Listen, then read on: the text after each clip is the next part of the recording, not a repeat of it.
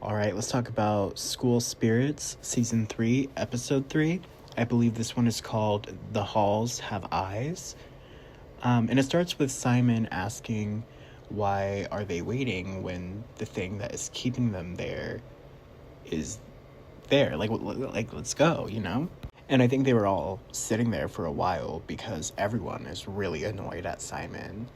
And, Maddie just is asking other people for their opinions on what they should do.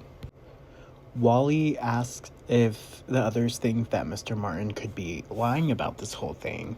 But even if he's not, it's still dangerous because, if that happened to Mr. Martin, then who's to say if they don't go down there, then they won't end up killing more people, too. Maddie ends up going home, and her mom is furious because she's been tracking her phone. Oh my God.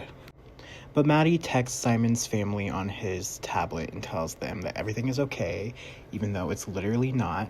He's in a different dimension, alive. Nicole comes over, I believe, and tells Maddie that Livia saw Janet possessing Maddie's body at the college party a few weeks ago. Then Xavier tells Maddie that he finally found her dad and that she can go see him. But he also says that her dad and the ghost boy, slipping his name again, but they were talking about how they've never heard of someone being alive and being in the ghost dimension. The next day, I believe, they are all sent to the principal's office and end up getting detention. Maddie is trying to figure out how her mom knows about the whole Carrie situation.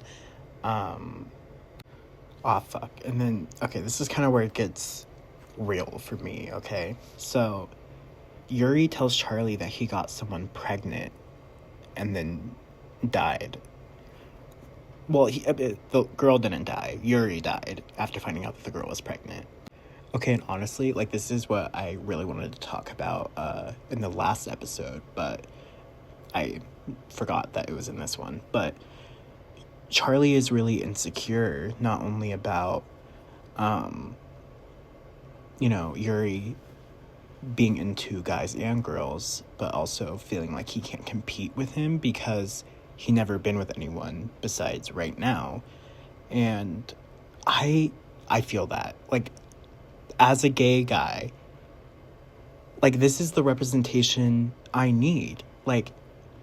I love that they're showing that there is more insecurities about being gay rather than just being gay being an insecurity, But Charlie is saddened by, Yuri's relationship with women and how many people he's been with. And Yuri is confused, saying it's not a competition. Which, again, I agree. Both sides, valid. Yuri, valid. It's, But I really understand where Charlie's coming from. I don't know. This actually means a lot to me that this was represented. But anyways, Quinn talks about what she would have done if she lived. I don't know why I have this written down, but Quinn had snails when she was alive, and that's pretty cute. But Rhonda wants to take Quinn's picture because when Quinn came out as non-binary, they were saying that they always skipped picture days because their mom made them dress super feminine. All right, and then we jump back to Nicole, who's with Livia. She shows her the picture she took at the cheer thing. Nicole and Claire are making it seem that Nicole actually hates Claire and Maddie. And it works because Livia invites her to a party. Wally then goes to see Martin. He asks what else he knows and says he knows that there is more than what he is saying. And even though Martin is pretty much like a villain, he does tell Wally that he believes that Wally will be the one to figure everything out and to help Simon. And I know Wally's just having a hard time because, it's really hard. The person that knew a lot about this is now gone, and it's up to him. Then at the hospital, Xavier meets Maddie's dad, Dave, and he asks him where he's been because, even the ghost boy couldn't find him. And Dave was just saying that he's afraid he will disappoint Maddie, and he wants to know more about who she is now before seeing her. Simon then talks to Wally about Maddie's mom and dad and how her mom is pulling her out of school permanently. We then see Wally making a list to stay or to go, to stay in the school and help everyone figure their stuff out, or if he should just, do what Janet did and get the hell out of there. This is happening as Quinn and Rhonda are looking for something to wear for their picture.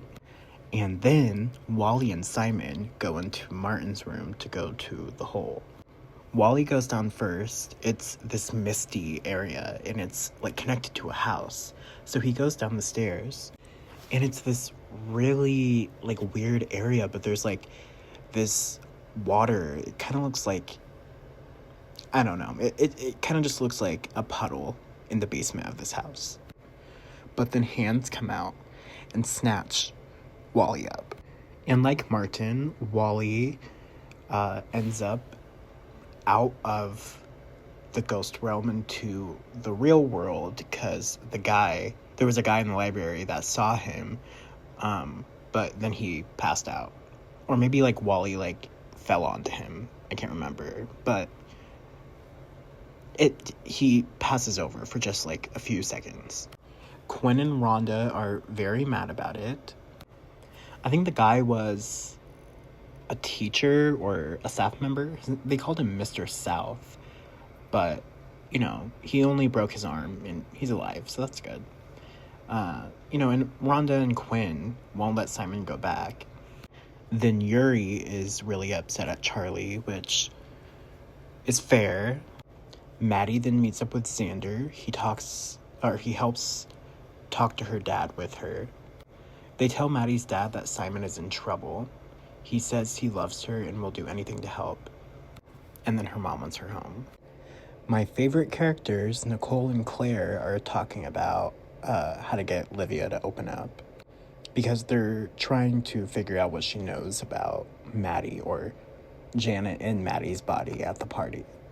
And then it was shown last season, but their characters aren't really major to begin with. So trying to have this little relationship between Claire and Nicole's brother is, it's a choice. At least make them more prominent characters first, in my opinion. We don't really even have that much time with them, and you're trying to, make me think that they're in a relationship. I mean, I know they're not, but how can I care about their love story if the only thing Claire has done besides all the stuff with her parents this season in general, all she's done is try to help Maddie. But anyways, Nicole is told not to talk to this guy named Jason, as Jason is Olivia's ex-boyfriend. But there's this guy that Nicole likes, and she thinks it's Jason. Maddie's mom finds her at the hospital, but then it's cut to Simon back at the school, and he's upset about everyone being worried about his safety. And, they need to give him the watch, pretty much. Back at the party, Nicole tries to get information out of them, Olivia and her friends, but they're trying to get info about her and Maddie. Oh my god. Nicole's is almost in the same boat as Claire, where I'm low-key, this show would still be the same if they weren't here, but it's okay, the drama of it all. She tells Livia that she has a crush on Jason because she's really drunk. And then I think I talked about it in the first episode, but we find out that Olivia is Jennifer Tilly's daughter. I'm sorry I keep calling her Jennifer Tilly. I think her character's name is Hunter, but okay, honestly, I'm just so used to her being in Chucky. Yes, she was Tiffany, but she was also Jennifer Tilly, so I think I just associate her with being Jennifer Tilly. But anyway, Nicole goes into Jennifer Tilly's office, and she taps on the computer, on accident or maybe on purpose, I don't know.